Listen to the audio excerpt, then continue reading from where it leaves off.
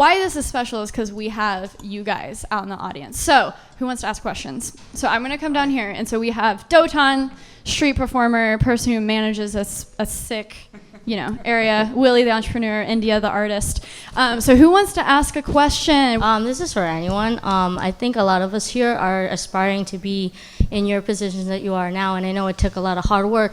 And I think what a lot of us struggle with is really the patience part, like you mentioned, Dotan. So, can you guys give us, a story or an example of how, you were in it, you were, in the trenches, and then, just how patience paid off for you and, what that looks like now?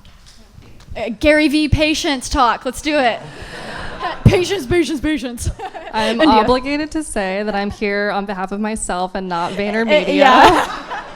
Sorry, India is kind of like the butt of all of our Gary Vaynerchuk jokes. I've lived it. Yeah, I mean, that's her life, so I'm sorry. No, She's no, here you're fine, as the you're artist, fine. India. No, I but mean, you also do provide that unique perspective. But anyways, patience. Well, I mean, I do have I can probably tell this story. Being in the trenches, I've worked at Vayner for 5.5 years now, and I didn't speak to Gary until I'd worked there for 2 years, and I didn't join his team until 3 years in. And the first 2 years at VaynerMedia, I have a friend here who's worked at Vayner for a long time as well.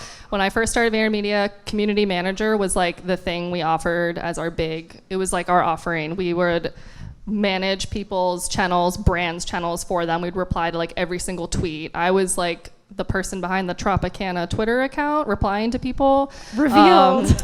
And this is Wow. It was yeah, that was me. Sorry. But it was a really hard job. This was when Facebook was a huge deal. Okay, we used to get 500 comments on one post, people just being I love Tropicana, and we had to respond. Seriously, I'm not kidding. We had to respond to every single comment as quickly as possible. So I did that for a year and a half at Vayner, just working and was super diligent in that. It was my first real job out of college, so I took it super seriously, and Gary noticed that and brought me on to work on his book Jab, Jab, Jab, Right Hook, and I got to do all the case studies for the Tumblr part of that book, which is also so outdated. Yeah, it's so crazy. Yeah.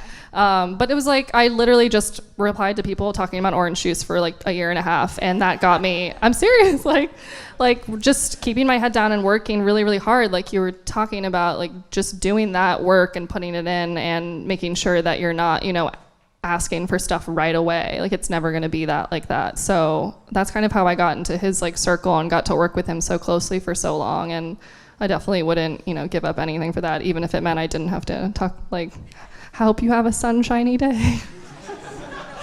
That is amazing. Any patience stories, Willie? Yeah, so I think one thing when it comes to putting in the work and trying to get that reward, whatever it is, or figure out what that goal is, I think you have to be really conscious of keeping your eyes out along the way and making sure that goal that you're going for is the same goal the whole time. I can say, with my company, which most companies aren't going to sell for millions of dollars. I'm not retiring. I'm still in the trenches every day.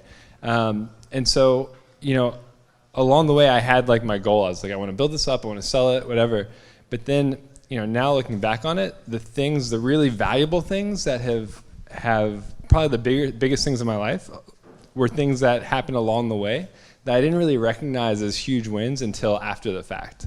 And so now I try to be really conscious of looking out for what are those wins along the way, because they'll pop up during the journey and you can miss them, and then there's no chance to go back and take advantage of them. But don't lose sight along the way. Don't be so singularly focused on one thing that you miss everything that happens along the way. And I also think it's important to give your all with whatever you're doing along the way, because when I was a computer science major, I hated it, but I was still okay, this is still a possibility. They make 6-figure salaries, and I get to tell my family when I go back for Christmas that I'm doing computer science. I'm a fancy person.